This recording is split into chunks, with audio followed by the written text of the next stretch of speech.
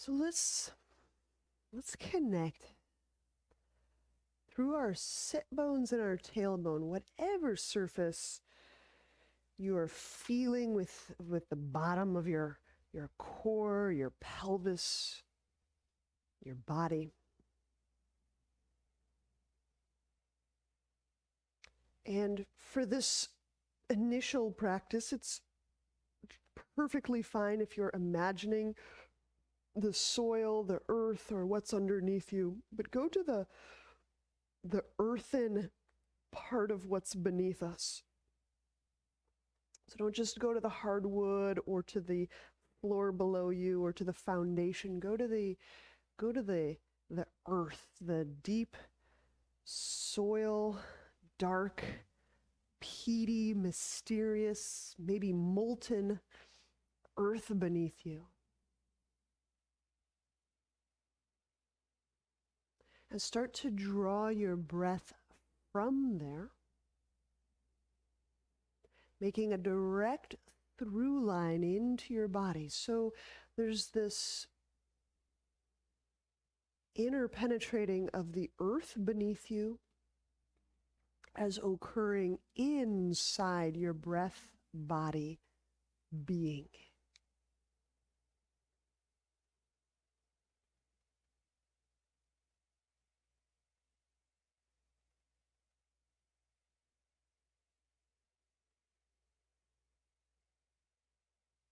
And feel the perineum relaxing.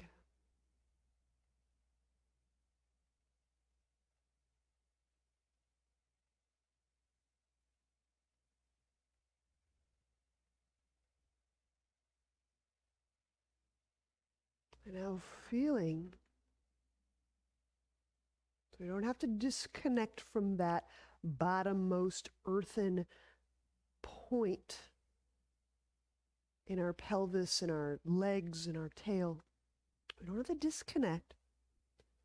But simultaneously, just gently expanding our awareness into the crown of our head,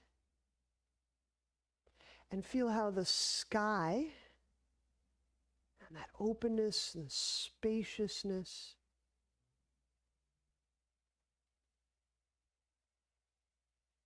of that air all around our head space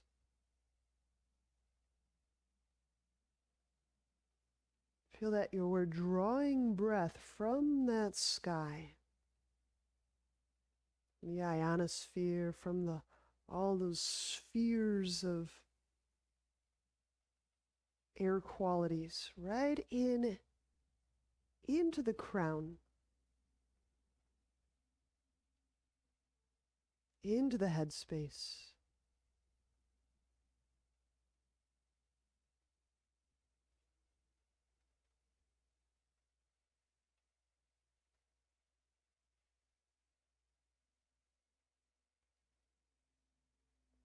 So our own body becomes a place where sky and earth join.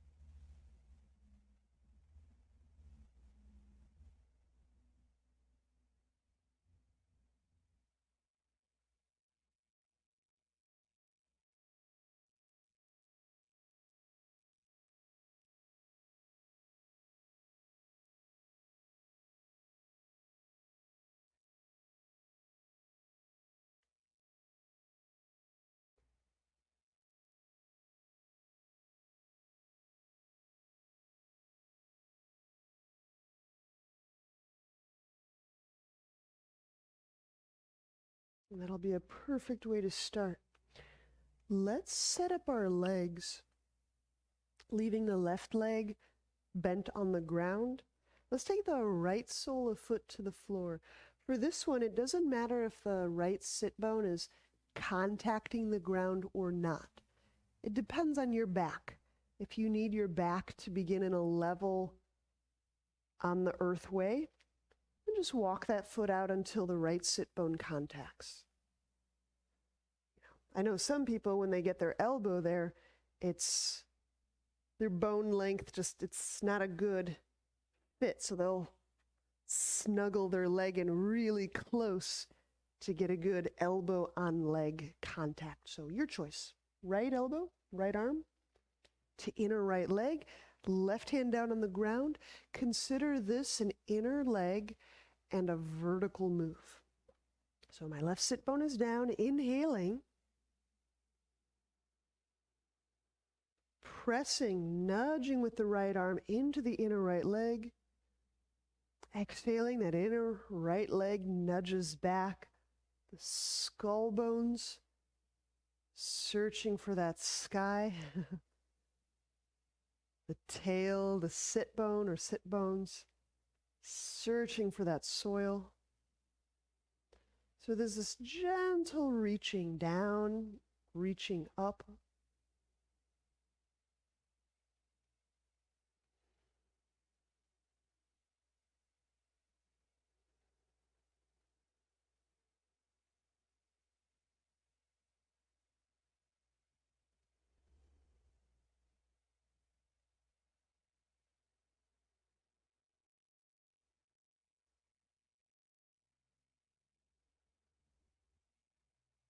And release.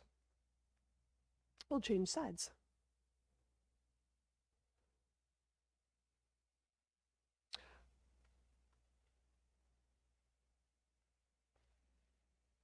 So I've got my left leg bent, my left arm on the inside of my left bent leg, and I'm nudging.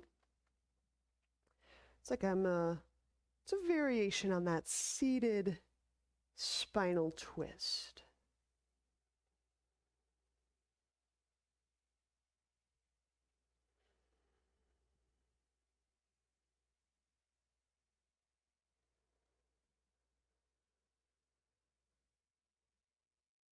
And that inner leg connects really, so there's that inner hamstring, inner leg, inner lap. It's part of that is on the inside of the hip. Another part of that leads into the inner knee. It pertains a great deal to the rotation of the hip, the way the foot plants on the ground, presses, the way that we lunge.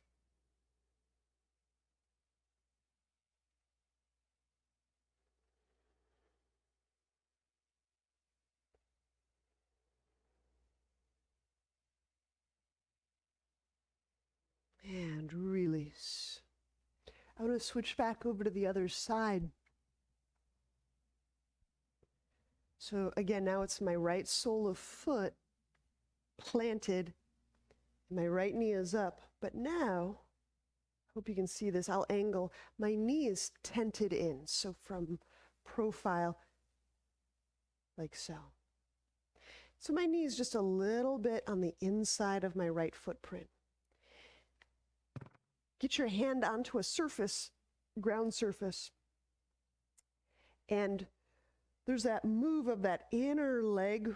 Usually we say squeeze for short, but really it's an activation that also translates as rotation. I'm kind of doing it in real time. So as I push the earth, my knee kind of tense in. So that's part one. And I just release and reset. So as my foot presses, my knee tense in a little bit. This is my knee footprint. Okay? And now, as my foot presses, as my knee tense, I'm now going to grab the ground with my right heel and almost like drag or pull, almost like if I had a carpet, I was trying to pull that carpet across the floor, right at me. So that should light up the back of the leg. Okay. And I'll just release. And we'll just do a few more. So it's back of thigh activation, foot press, Knee tense just a little bit. Heel pulls actively at the right sit bone.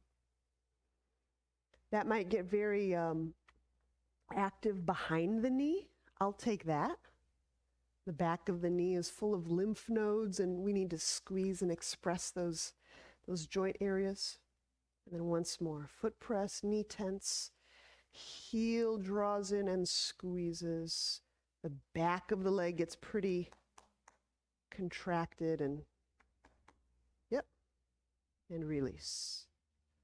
So these are just primer moves. We'll come back to them. I just want you to feel them in relative isolation so we can implicate them later. All right. So now I'm leaning on my right hip, my right hand, and do the same with my left foot. Here's me in profile. So my foot presses. I'm tenting my knee in just a little inside my footprint. And just try a couple just like so. Foot press creates knee tent, which is less fancy code for internal rotation.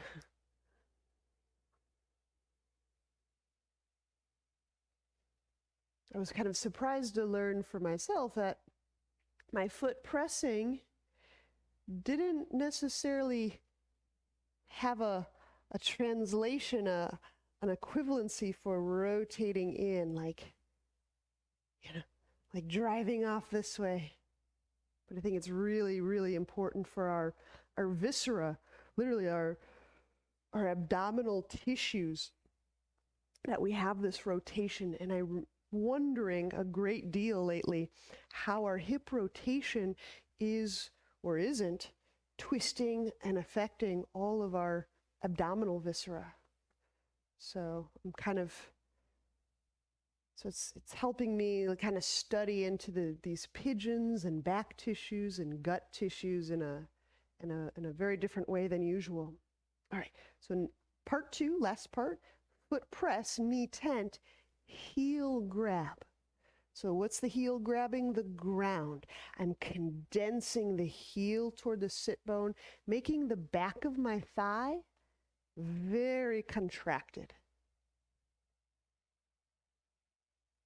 And I just release, reset, foot press, knee tent, heel toward butt.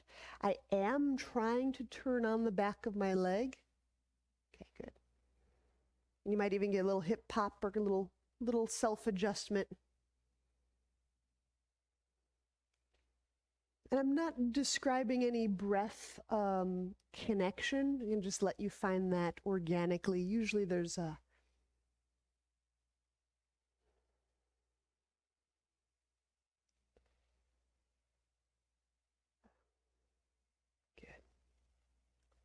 and that's plenty. Great. So now we'll take that down to the ground and we'll do a bridge variation. I'd like to show it to you first. So looks like we're going to get really comfortable. So I'm propped on my left side. This is my left forearm. I'm being certain to place elbow under shoulder, because this shoulder, I don't want to collapse. Swoop. So I take my right foot, let my knee tent, I plant, and it's like a little semi-bridge. My butt came off the ground. I'm just going to reset it. So I'm looking at this as like a bridge primer, a dolphin primer, and we'll just do a few of them. Forearm push. This is my right foot push. My knee tense in a little bit, and I bridge. And of course, my left leg is just down there. Am I pressing my ground leg on the ground? You bet. Sure. So this is also leading into some abdominal alternates, which we'll get around to. We'll just do a few. So now we can do it with our breath. I'm inhaling Opening up the left hand, spreading the foot bones. Exhaling, the right foot presses, the knee tense in a little bit, that's key. And I'm driving, my booty comes off the ground. My right hip doesn't fully extend, but you're probably feeling the glute and the back of that hamstring a bunch, and that's perfect. We'll just do like 1 or 2 more.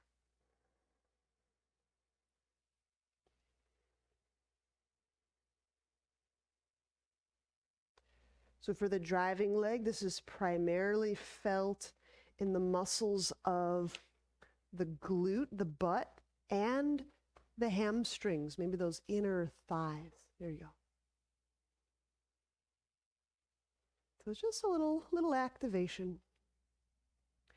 Because often we'll get into the yoga bridge that we're accustomed to, and it's really easy to skip out on contracting and using the glutes. It's just the shape of it, the way it is. It's okay.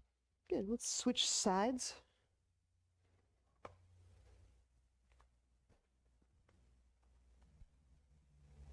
So I'm propped up on my right forearm, my elbows under my shoulder, sole of left foot firm on the ground. Inhaling, opening up my hand, my foot. And then exhaling, feeling the contact of foot, letting that knee just tent in a little bit. Almost like I'm running. I'm going to take off running sideways along the floor. There you go. And I'm doing this primarily for the activation of the back of my legs and the inner leg. But we'll find out what we get.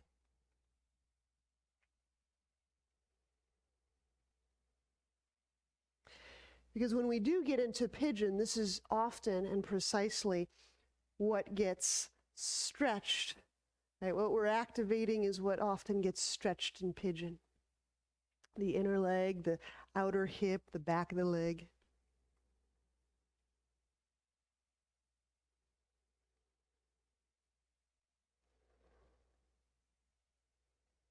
Good. And that's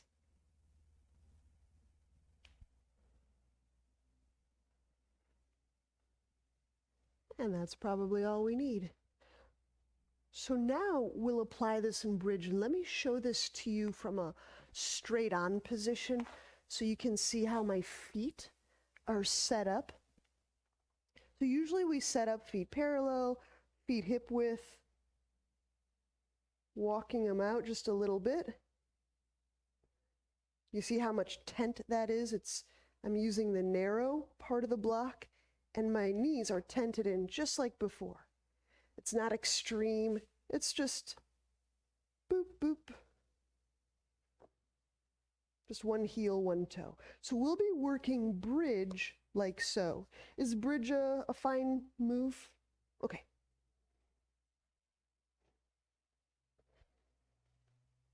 All right. So if we begin from our usual bridge position, it would be feet parallel, feet hip width, and then I move my 4 feet out, and then I move my heels out wider than that. Put the block the skinniest way between the knees, and I'm going with the knees for this one. And then moving on exhale, we'll press the back end up and maintain a little of that squeeze. It's that tenting in squeeze. And if you discover there's some tension in the inner leg or around the quad on the way up, actually just let us pause in that tensional moment. Maybe as the fluids build, something will start to move and open or release. Okay. Yeah. So the position of the feet and the knees are meant to bias kind of that internal rotation, the feet pressing the knee inwardly. So hopefully it's biasing that inner part of the leg. You may feel tension through the top of the quad. That's entirely statistically normative.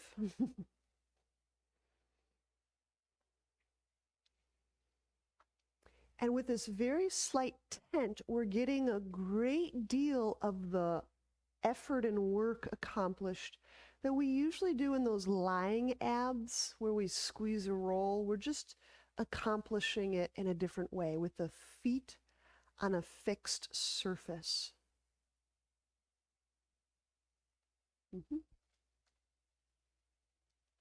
How high you bridge up is entirely determined by how you want to explore the inner legs and the quads and how much you want to squeeze and how much glute activation is interesting to you. The nice thing about glute activation, if we don't cramp the muscles, is it does provide a pretty awesome blood flow toward these areas.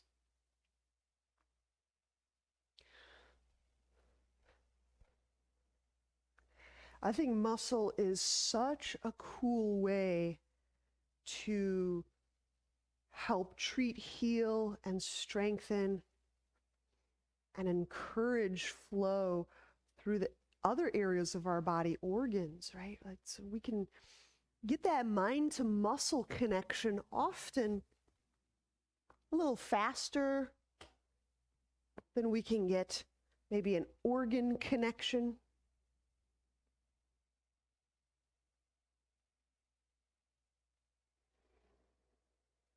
And sending the thigh bones away from the nose in this slightly internally rotated, knee tented in position. If it feels a little tight in the quad, keep searching the foot. There's a part of the foot, as you're pressing through it, it may start to really work into those leg tight spots.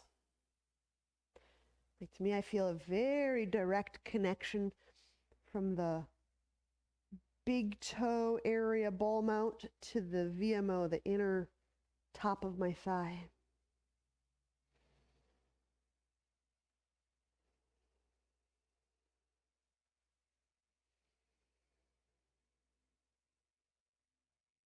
And as the intensity builds, as the outer butt starts to get a little bit worked, connecting to breath. So breath helps metabolize energy and experience.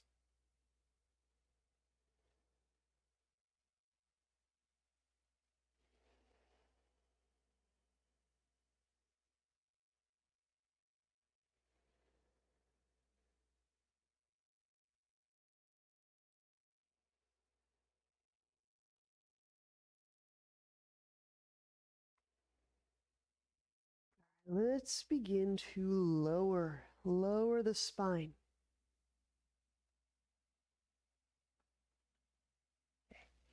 And we're still going to give the buttock, especially that outer part of the buttock, the deep rotators of the hips, a good bit of wake up today. So now we're going to do a butterfly version of bridge. So you feel free to orient to see this. I'll show you in two positions. So I'm lying on my back. I place the soles of my feet together. My knees are tented apart, like Baddha Konasana or like a butterfly, right? And then we'll bridge up in this butterfly position. And I'll show you from straight on so you can see the way okay. So from here, and I've got my feet on a nice soft surface, so definitely have those outer edges of feet, well cushioned, nice bit of mat. Now I want to show you one more thing here. One thing I really love is this ultra gradual movement of the knees toward one another. And I'll talk us through probably about 300% slower than I just showed you. Okay. Now, with this bridge, we have to just monitor and feel it out. There should be no wonky feelings in the low back. The low back doesn't need to feel smashed. So we adjust the altitude of our bridge so that our muscles are working and our joints don't feel smushed. All right, here's this butterfly bridge. Get your breathers ready. Feet are very active. I'm bearing the weight of this bridge through just the outer edges of my feet. Inhaling into the groin. And then exhale, press those outer edges of feet down into the earth and just begin to lift some of the butt weight off the ground. And again, I don't know how much you will bridge up. The altitude is less of a concern than how the muscles are perceiving activation.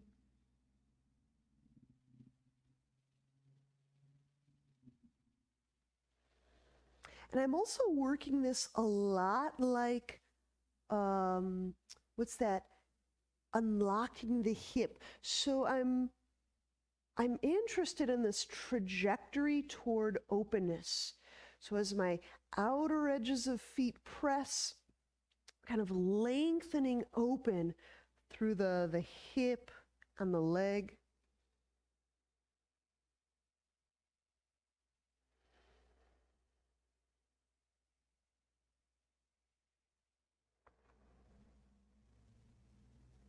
And deep, deep breaths all the way into the groin and the hip. This is one of those bridges you can press a lot and still have your butt on the ground so that you're just bridging a partial amount of the weight, and that could be ample. The feet and the butt don't have to bear all of the weight today.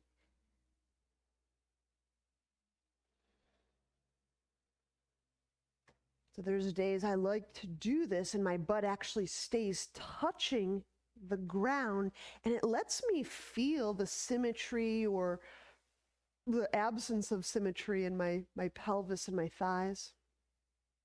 Lets me feel how my pelvis and hips might be rotating differently from one another.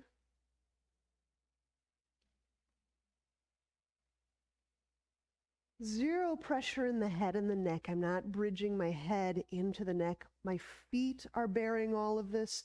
The backs of my arms, I let carry some of this weight too. Now, really important with this bridge, really with any of these places where we're accessing these incredibly deep neurological wired areas, is breathe in a way that draws that energy, that experience all the way up to the back and the bottom of the brain. So it doesn't matter how intense, you can let the ground take some of this effort, but can you feel the breath traversing from pelvis to the underbrain? So making that breath connection palpable from pelvis to brain, from sacral to cranial. This is a wonderful way that we do our own quote-unquote cranial sacral work. Every time we feel that connection from the base of our core to the top of our core, from the sacral and tail areas all the way up to the brain and the skull areas. Those are wonderful, wonderful healing and whole-making techniques. We'll give it up to 10 more breaths. I know we're staying in it a while. I think it's wonderful as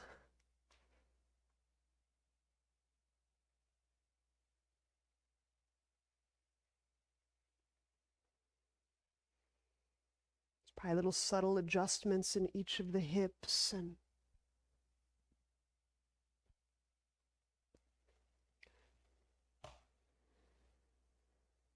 And now very gradually we'll begin bringing the knees toward each other.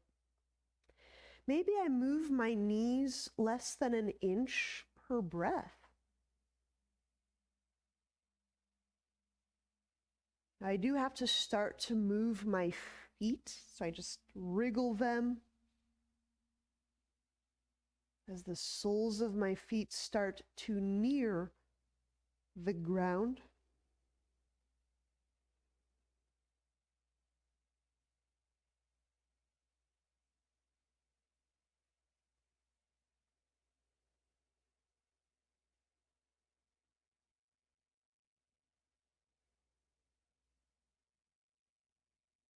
Letting the jaw soften as the legs are working.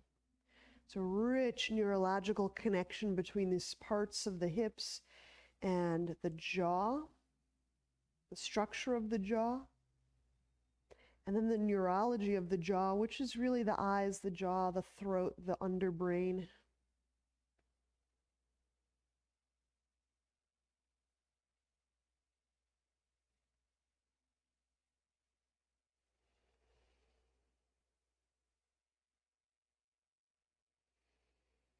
And once we've arrived in what we perceive as our usual bridge, we'll begin our descent,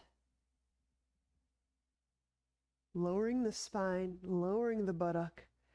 And we'll just pause here, allow the buttock to relax.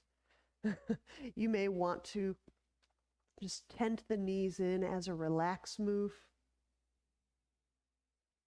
You may even want to draw the knees in as a relax stretch move. They've been particularly contracted.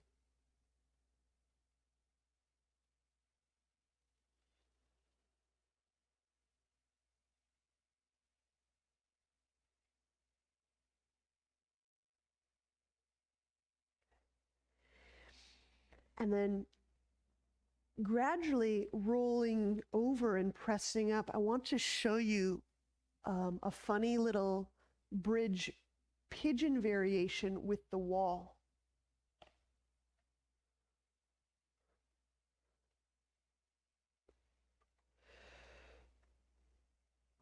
So my butt's pretty close to the wall. The wall's really just here to create a fixed position so my foot can't wander.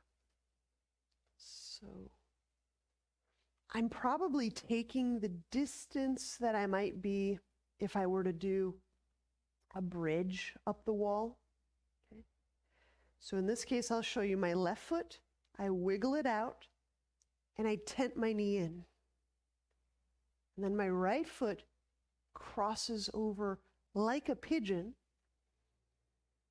And so I'm both internally rotating one leg, externally rotating the other leg, but I'm leaving my torso and my back on the ground.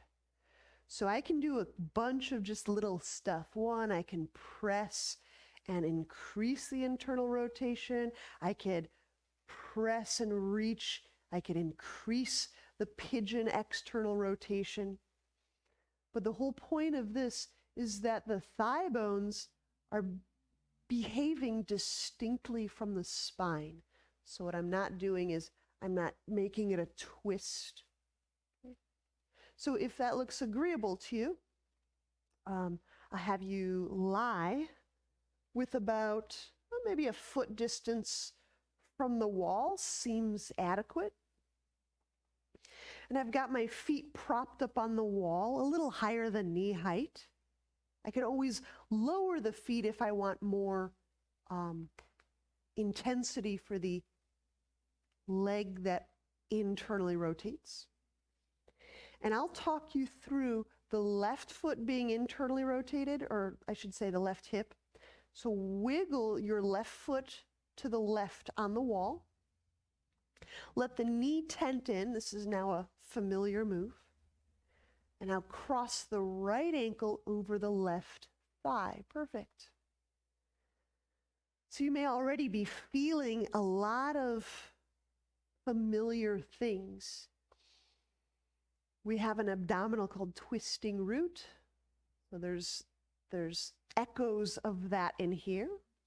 Lying pigeon, there's echoes of lying pigeon. And I'm breathing in a way that helps just keep my back connected to the ground. This is about the hips rotating, not about twisting the spine. It's about the hips moving in the socket rather than the legs twisting the spine up.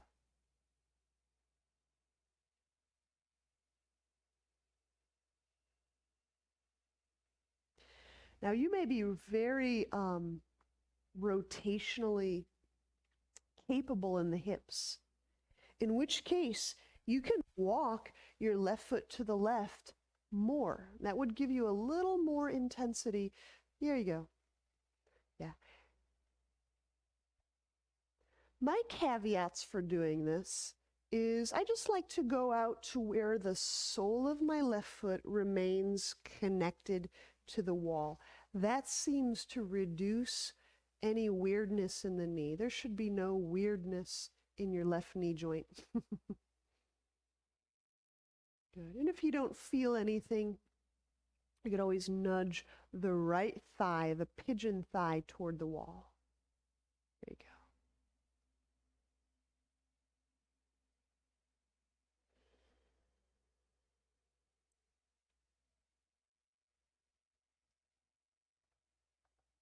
And then let's release, and we'll change the sides.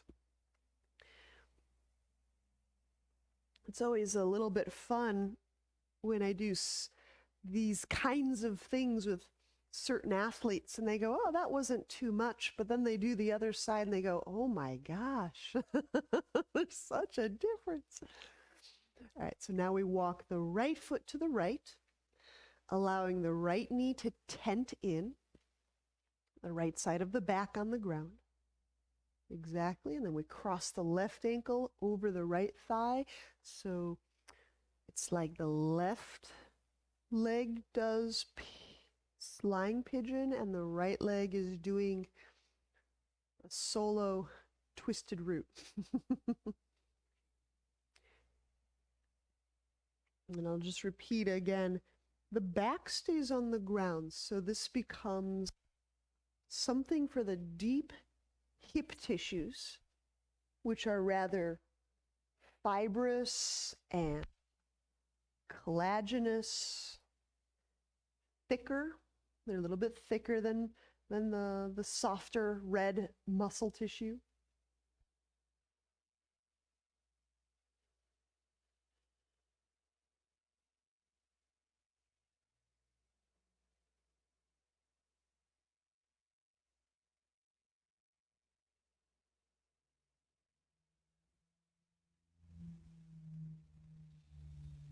And sometimes as we're winding up the hips, or we might be exploring tensional qualities in the hips, just notice the back of the head, the eyes, the jaw. If there's a subtle tensing, like you're kind of bracing with your underneck as if to prepare for something, just note that. Note how that state feels in your body.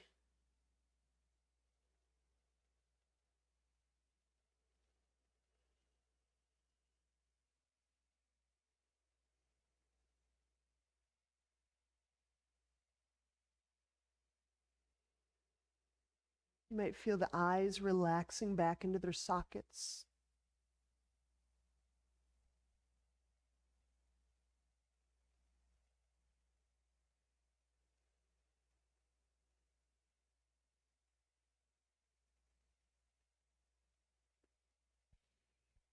Yeah, we'll release, unwind.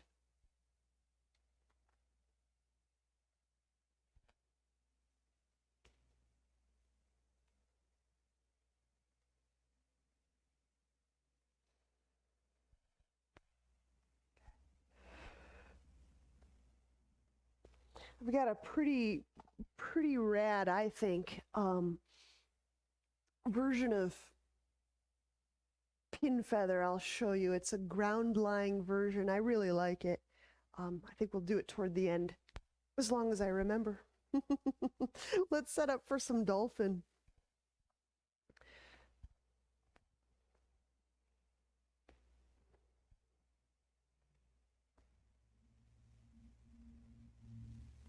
Elbows under shoulders, knees under hips.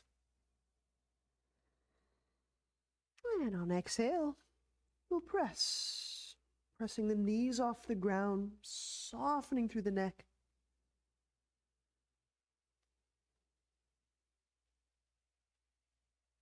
There may be a few little new streaks of interest running through the calves. We have an inner calf, we have an outer calf, and then we have a lot of deeper calf-related tissues. They all support one another, but they can also kind of grab onto one another. The calves are a really interesting litmus test, I think, for our minerality, our or what some people call like electrolytes or micronutrients or voltage, or goes by a lot of names. Magnesium, minerals. I think the calves are a very interesting place to regard our minerality. There you go. Yeah.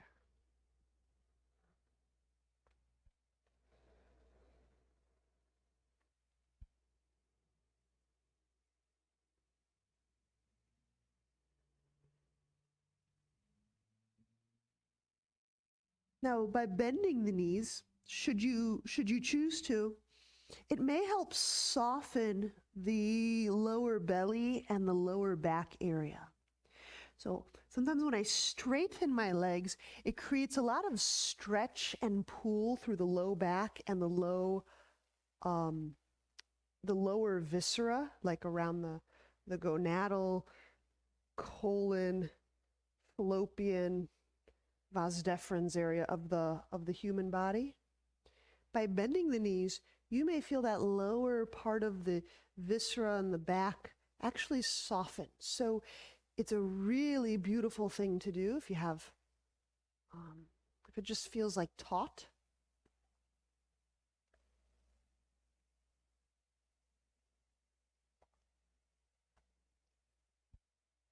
There we go. So we'll walk the left foot just an inch or so toward the middle of the mat, toward our midline. Inhale, smoothly raise the right leg skyward.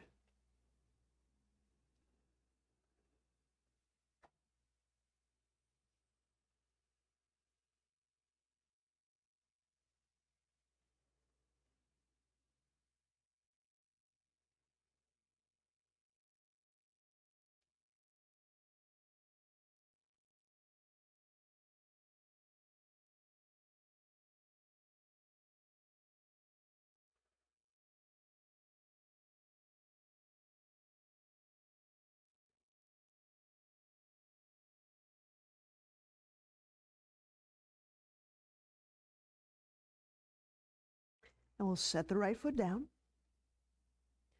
to exchange sides.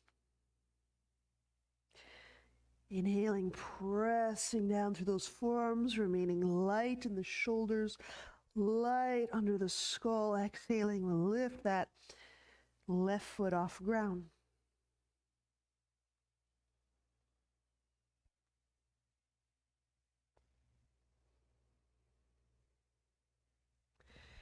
Now, I'm not giving a cue to expressly feel or activate or do anything with those inner legs, but maybe, just maybe, there's those echoes of all that inner leg stuff, right? We just subtly, energetically tented the knees in. There's kind of a moving toward one's midline that may help you feel the inner structure of the leg, the supportive inner structure of the leg. Mm-hmm. It's a little different here because one foot has no reference point. It's in the air. It's waving around like a flag. But we can still feel it and find it. There you go. Oh yeah.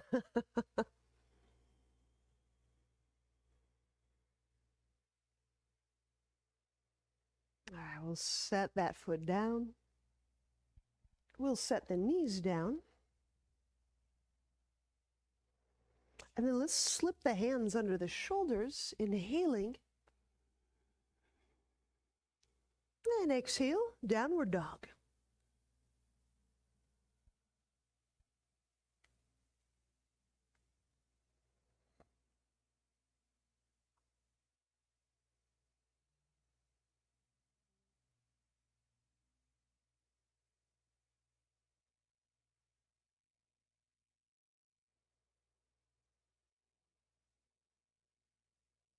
The eyes relax into their sockets.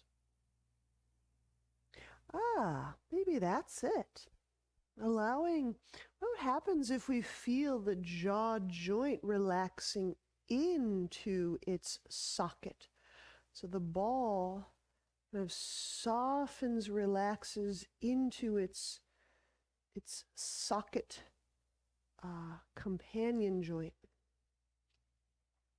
And the hips, what if the hip, the ball of the hip, kind of softened, relaxed into its socket? How does that feel?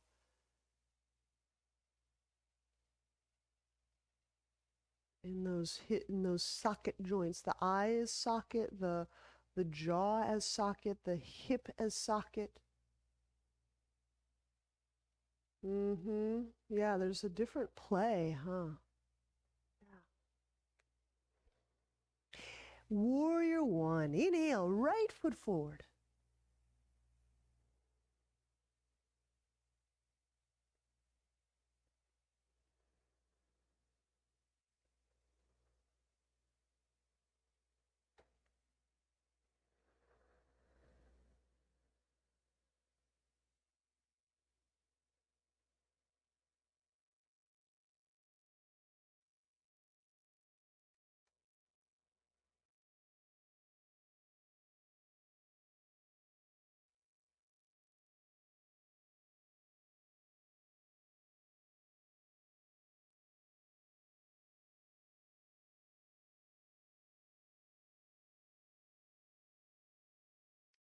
Now, the more narrowly my feet are in this pose, the more of those inner legs must necessarily be involved. And that could be a really good thing or a very encumbering thing. So just however I've stepped forward, right now I have more of a heel to hip alignment. So my feet are in warrior one, but they're kind of laterally apart from one another. And I'm just playing and noticing as I just incrementally bring my heels into that more, I guess it's a traditional alignment, just closer. There's a very different engagement of the inner leg, especially the back one, the one that's on stretch.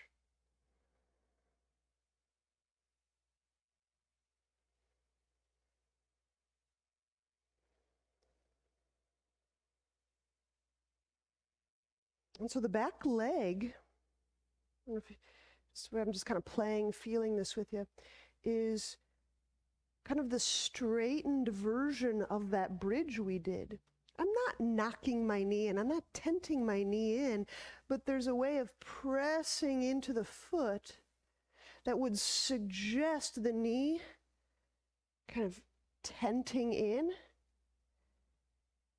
and then reaching the thigh bone away from my nose. So kind of a spiraling in and a reaching out.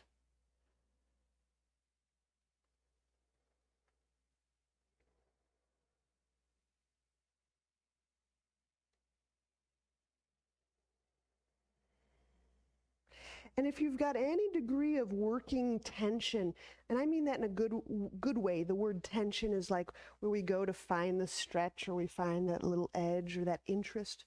If you have that working in the left leg, you take 2 or 3 breaths, feeling the spine growing up away from that left lap. So connecting that lap. I'm saying lap. It's inner thigh, it's inner hamstring, it's even inner quad a bit.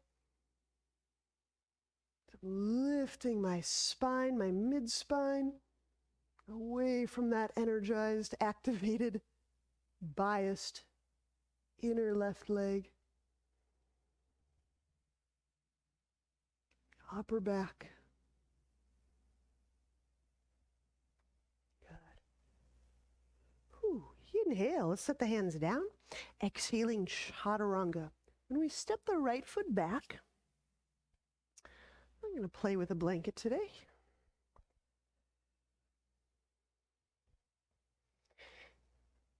And we'll lower. Inhale, coming up, your version, cobra or upward dog.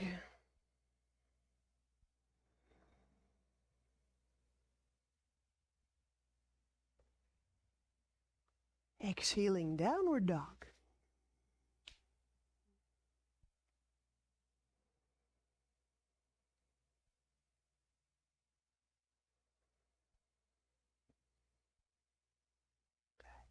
Warrior one. Inhale, left foot forward.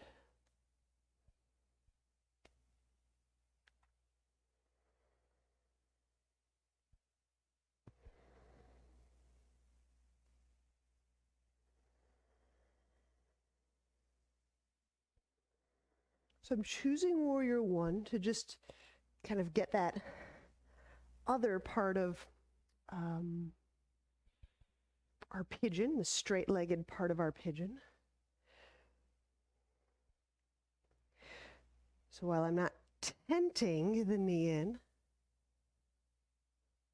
I can press through that back foot in a way that intimates the tenting, which really just spirals or rotates the bone inwardly. And I'm using my hand just to show, to be a little more visual, what the leg is doing, a few different angles.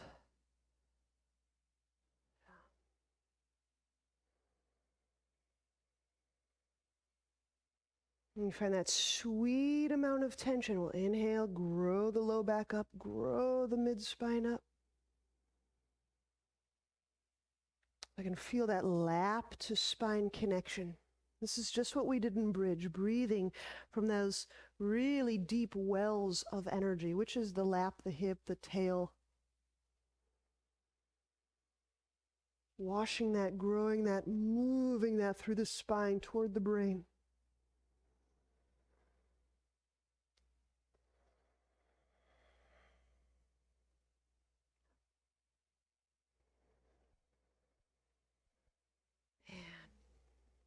Inhale, we'll bring the hands down.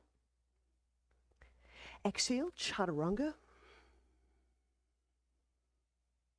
Inhale, coming up into cobra or upward dog. So I'm using the cobra or the upward dog to just kind of stretch through the abdomen area. Exhale, downward dog. And so now we can play with that pigeon a bit. Inhale, step the right foot forward. And first thing I'm going to do is set my left knee down and walk my right foot over a little bit. So option one is kind of a strong pigeon, like a Maine Coon stretch, right? Or you can just walk it all the way over and lie the leg down. Not as intense, but now we'll be getting into those tissues that we'd been activating in the bridges.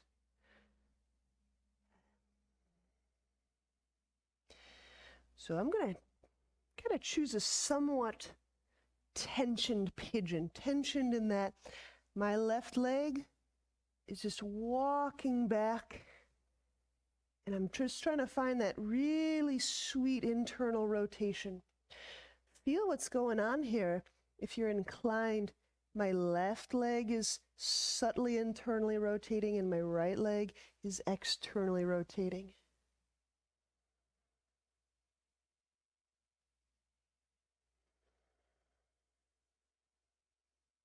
So just intimating those rotations of the leg, what we did on the wall, may help you open up the pose in a way that just blunt physical, deflating physically in there might not quite get. So just me intimating the internal rotation of my left thigh, the external rotation of my right thigh, actually feels really nice. It feels subtle. It feels very inviting. It invites a quality of movement rather than stasis. And it allows me to kind of feel, interestingly, right into that L4, L5, S1 area in a way that I don't often get to in this pose.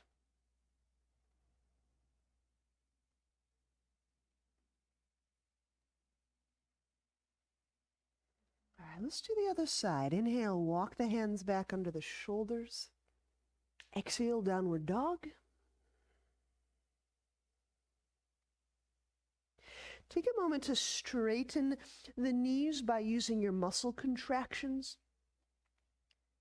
We've been turning almost like a socket wrench. We've been kind of turning the thigh, and that may adjust and change the way the tissues are around the knee and the calf. So, all right, let's do that pigeon on the other side. Inhale the left foot forward.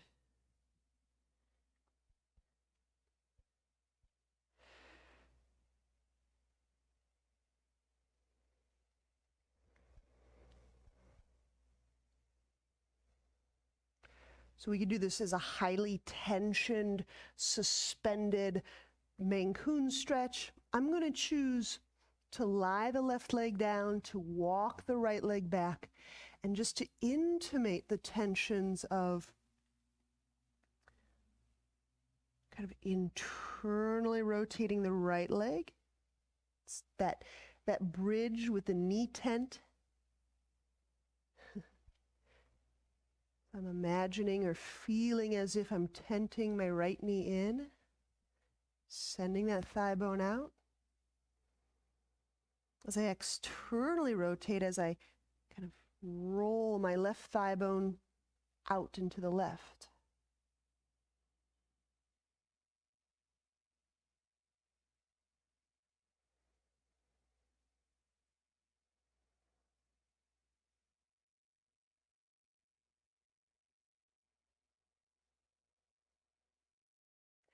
Some people are very, very good at imaging these three-dimensional rotational movements.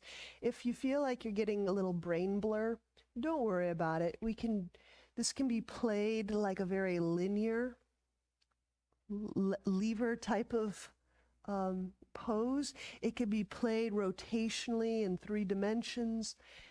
We all have different visual and spatial skills, so if it's a little blurry for your brain, which way is she rolling or moving or turning? Just enjoy pigeon.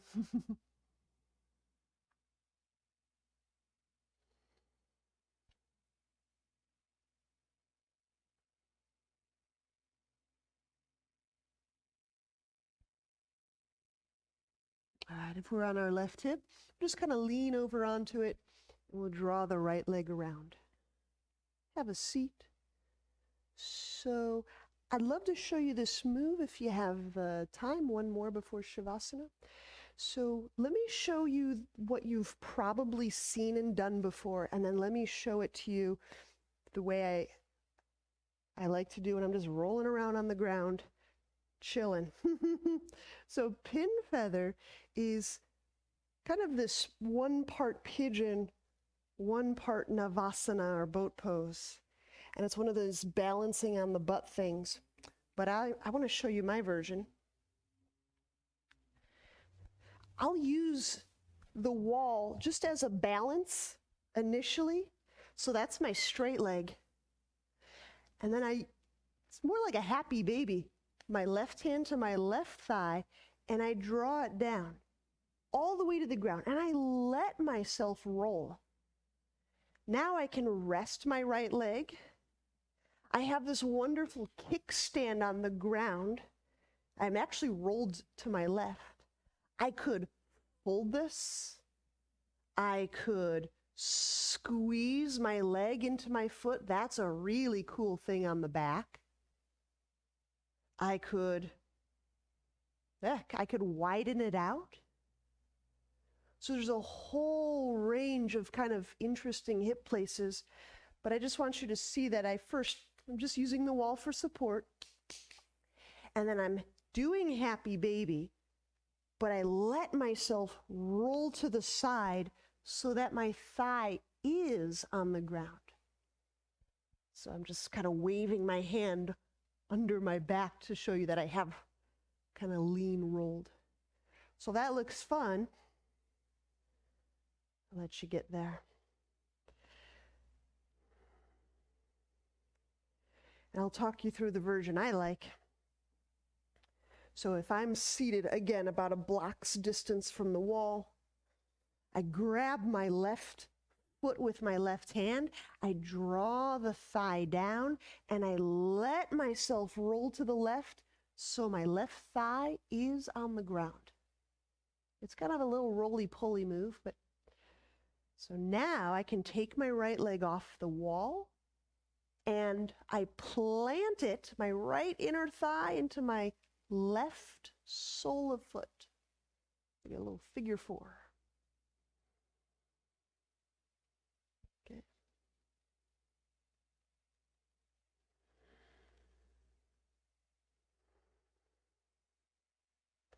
So I found this a really nice kind of back release because my left leg is stationary. I can reach my right leg up. I can grab my right leg toes and fold it in. I can reach my straightened right leg off to the side with a little arm support. It kind of gets into my mid-back, or I should say my lower back, my lumbar spine. And it creates some really sweet adjustments in those deep, deep back muscles that I don't really get from standing poses. So there's kind of a play in the low back joints that feels important to those, like those QL muscles, those psoas, all those really deep muscles. There you go.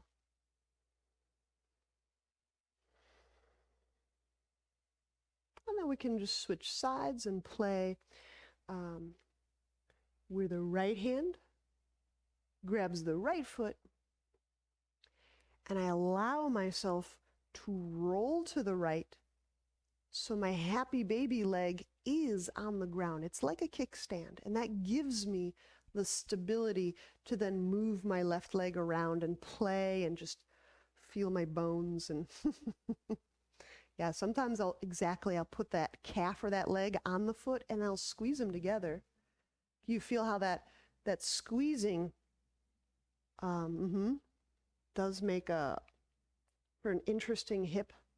Yeah. Like a fallen tree. Fallen tree in the woods.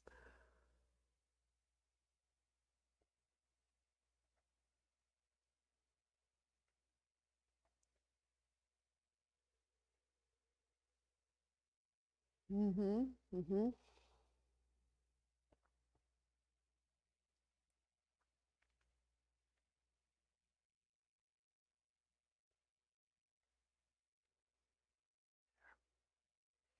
And now just let us play all the way into Shavasana. Shavasana is the only other place that we'll go. We'll end up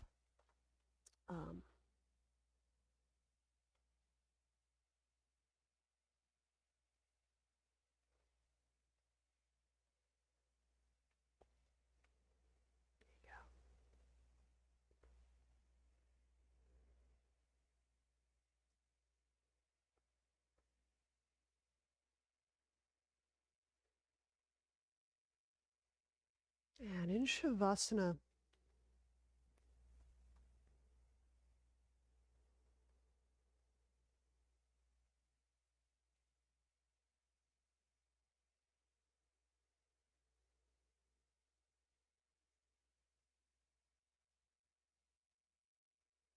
We might just smoothly,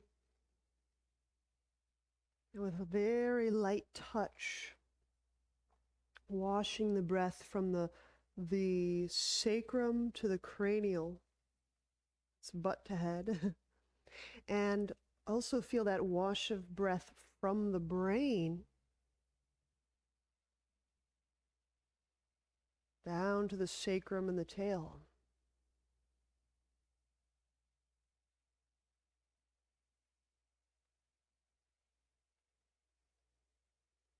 Well, this is kind of a linear movement from one place to another.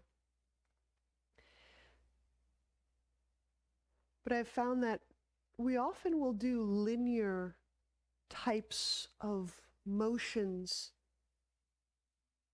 as a precursor to more spatial, all-encompassing and simultaneous motions. It's not always true, but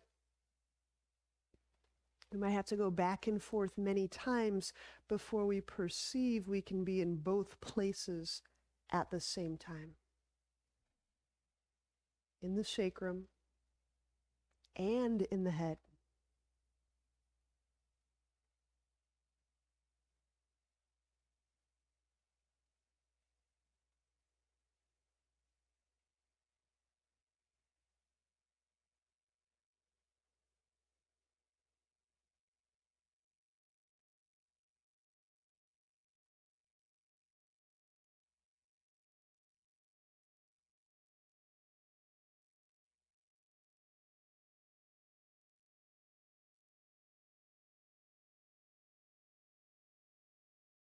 And feel the brain as it relaxes, it floats. There's a free floatingness of the brain and the fluid and the dura. And again, if you don't feel brain or fluid or dura, you can certainly image a floating, a free floatingness of the brain. You could image a free floatingness of the skull bones all around this fluid sac encompassing the brain. And you can certainly feel a breath that interpenetrates all of this. So as you're breathing, the bones respond. As you're breathing, the fluid gives wake, and the brain responds in kind.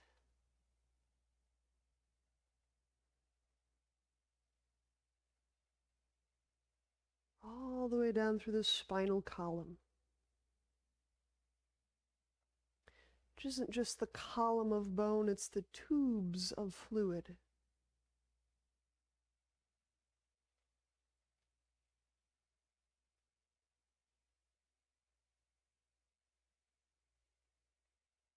And into the sacrum.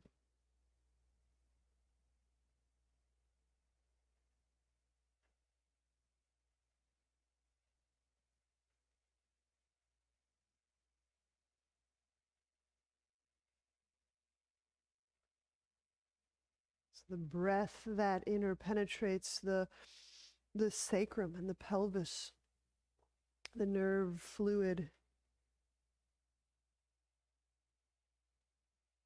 Responds, the bones respond to it.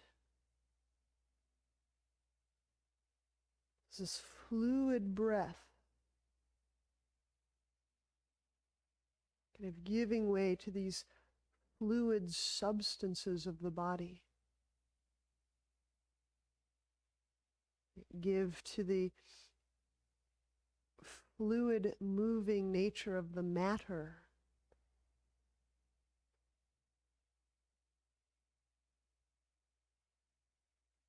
So when we explore the fluid body, we're exploring the freedom of the body, the freedom to be connected to our breath without restriction or impairment. the freedom to connect to our breath.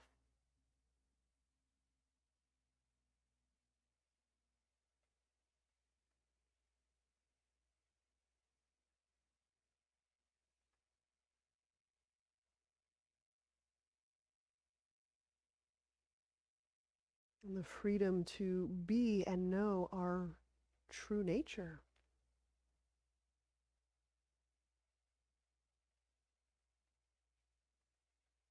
It's not only resilient,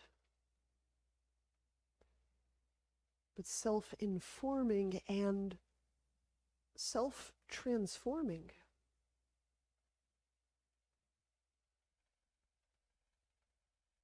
Us knowing our awake, alive, breathing, fluid self seems to have a quite liberating and transformative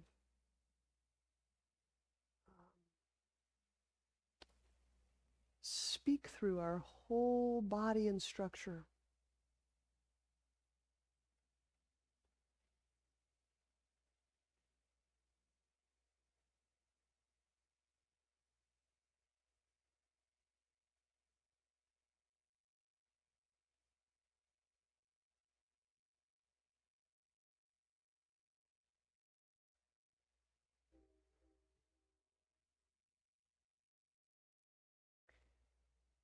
So moving whenever you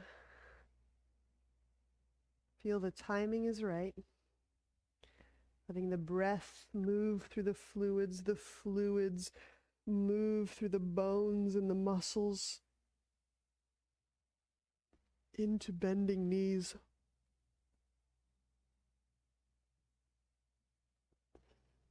Into turning to one side.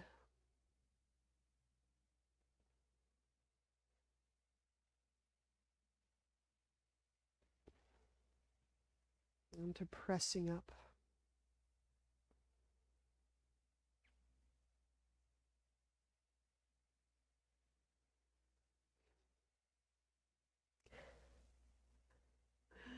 Namaste.